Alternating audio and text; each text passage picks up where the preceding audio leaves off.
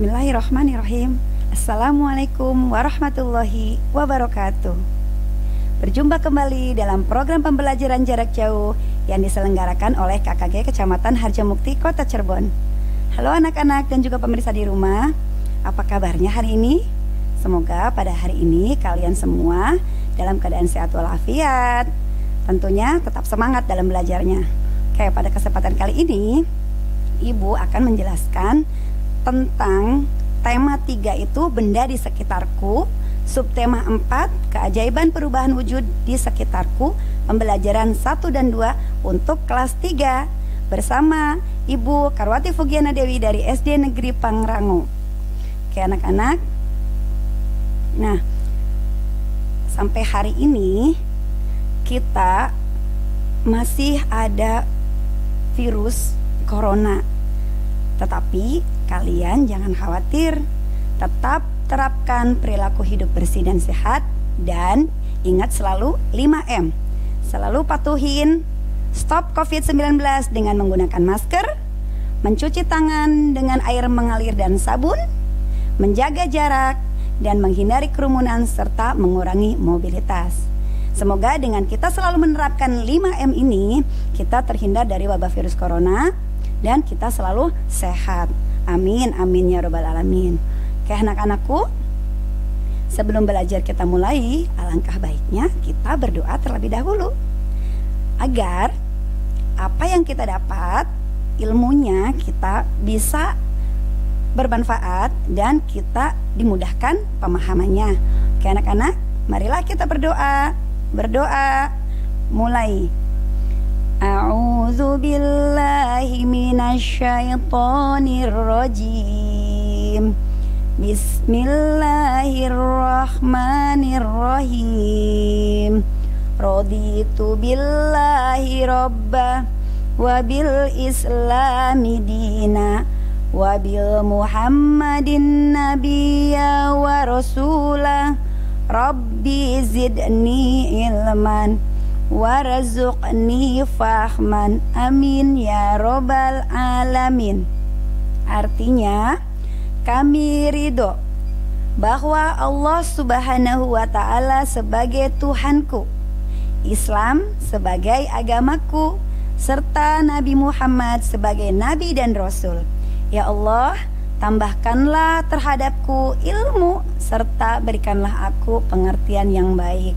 Amin, amin ya robbal alamin. Semoga dengan kita selalu berdoa sebelum belajar ini, semoga apa yang kita dapat tentunya bisa bermanfaat dan Allah mudahkan pemahaman kita dan ilmu kita jadi bertambah. Oke anak-anak, nah tujuan pembelajaran kita pada pertemuan kali ini yang pertama, siswa dapat menggali informasi tentang konsep perubahan wujud benda dalam kehidupan sehari-hari.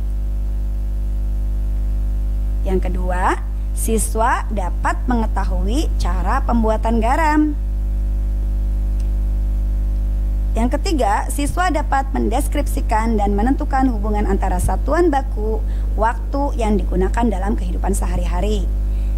Yang keempat, siswa dapat mengidentifikasi contoh kegiatan tolong-menolong. Dan yang kelima, siswa dapat mempraktikkan teknik melipat baju. Oke anak-anak, itu tujuan pembelajaran kita pada pertemuan kali ini. Nah, masih ingatkah kalian tentang perubahan wujud benda? Pada pembelajaran sebelumnya, kalian sudah mempelajari mengenai perubahan wujud benda dan berbagai contohnya. Coba sebutkan apa saja. Oke anak-anak, yang pertama, nah ini ada es batu yang diletakkan di atas tangan kita. Es batu itu kemudian lama-kelamaan akan mencair. Nah ini yang disebut perubahan wujud benda mencair, dari padat berubah menjadi cair. Oke, berikutnya adalah perubahan wujud benda membeku. Dari air yang di dalam gelas kemudian kita masukkan ke dalam freezer, air itu akan berubah menjadi padat atau beku. Oke anak-anak, kita lanjutkan. Nah, di sini kalau kita mengisi air ke gelas, airnya air dingin tentunya anak-anak ya. Kemudian di permukaan gelas itu biasanya ada air ya, bercak-bercak air dalam gelasnya, itulah yang disebut dengan mengembun, perubahan wujud benda dari gas menjadi cair. Nah, kemudian lihat gambar. Nah, ini adalah menguap atau penguapan. Jika kita merebus air dalam teko, kemudian di teko itu biasanya ada suara yang tandanya udah matang, kemudian ada gasnya. Nah, itu adalah perubahan wujud menguap dari cair berubah menjadi gas. Oke, anak-anak, sudah paham sampai di sini? Oke, kita lanjutkan ya. Oke. Nah, sekarang ada pembuatan garam. Bagaimana cara pembuatan garam? Dengarkan baik-baik ya, Nak. Oke. Air laut adalah bahan dasar pembuatan garam. Perubahan wujud yang terjadi pada saat proses pembuatan garam adalah penguapan, yaitu perubahan bentuk benda dari cair menjadi gas. Oke, pada awal pembuatan garam, air laut akan dialirkan ke kolam penampungan atau tambak, di mana air laut akan dipanaskan dengan sinar matahari. Pada tahap ini terjadi penguapan, yaitu air laut akan menguap karena pemanasan. Sementara garam yang titik didihnya lebih tinggi akan tetap tertinggal di wadah penampungan. Nah, garam yang tertinggal kemudian menjadi kristal-kristal garam. Biasanya membutuhkan waktu selama 210 hari, barulah garam bisa dipanen. Nah, anak-anak, itulah cara pembuatan garam. Oke, selanjutnya. Nah, ada pernyataan nih. Yang pertama, air laut adalah bahan dasar untuk membuat garam. Betul ya, Nak? Pernyataannya. Oke, yang kedua, perubahan wujud menjadi kristal-kristal garam karena terjadi proses penguapan. Oke, berikutnya yang ketiga, penguapan adalah perubahan wujud benda cair menjadi gas. Oke, yang keempat, air laut akan menguap karena proses pemanasan. Dan yang kelima, waktu yang diperlukan untuk memanen garam adalah 210 hari. Nah, anak-anak, jadi air laut itu adalah bahan utama untuk membuat garam. Oke, kita ke satuan waktu. Penguapan adalah proses perubahan wujud benda dari cair menjadi gas. Guna menguapkan 1 teko air dibutuhkan waktu kira-kira 15 menit. Berapa jam waktu yang dibutuhkan untuk menguapkan 1 teko air?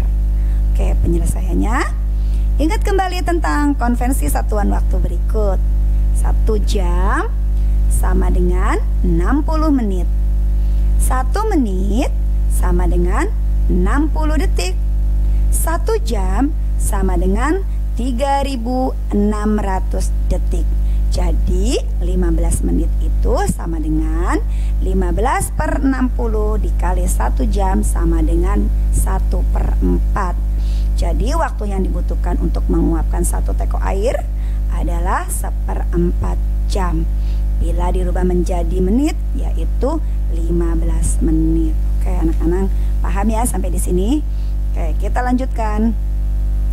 Coba menyelesaikan soal. Nomor 1, ada 4 jam. 4 jam itu berapa menit? Oke, penyelesaiannya adalah 1 jam adalah 60 menit. Jadi 60 menit dikali 4 sama dengan 240 menit.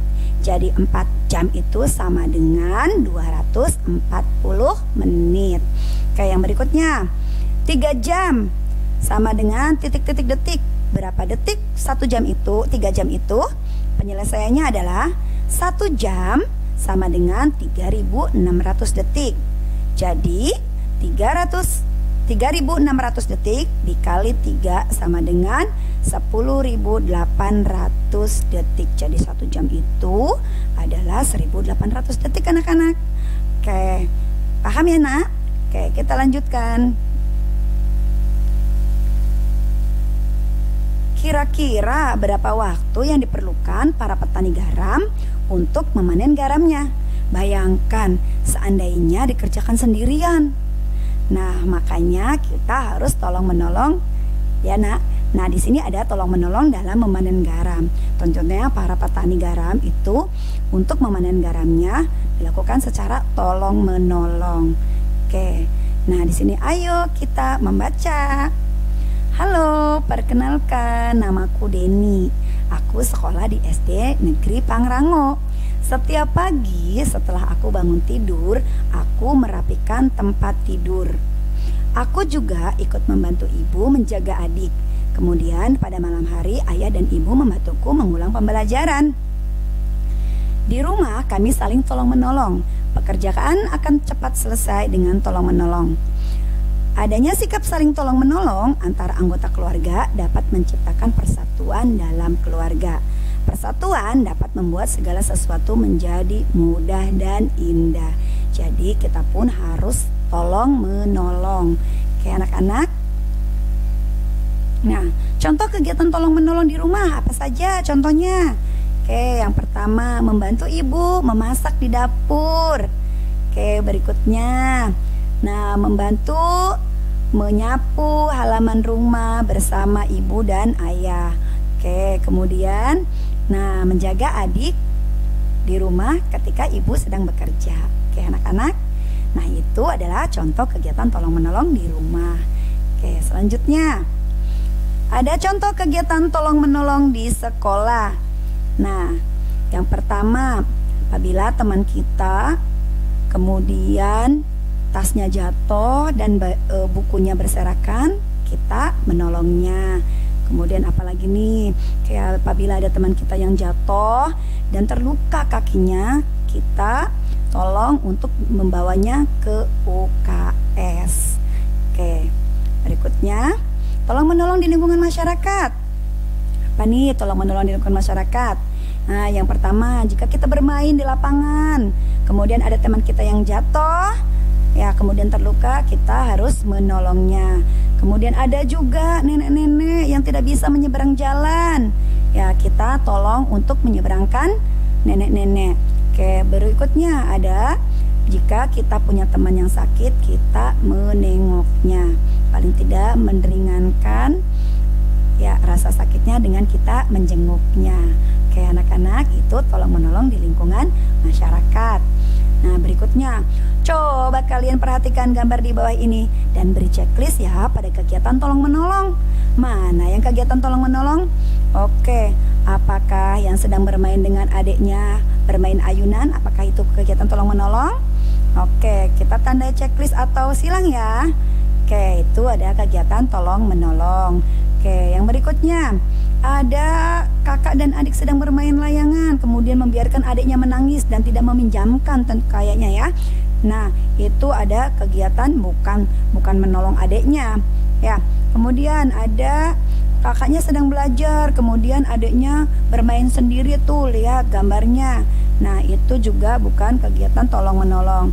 Nah, berikutnya ada kakak dan adiknya belajar bersama, ya. Nah, itu kita kasih checklist karena kegiatan tolong menolong.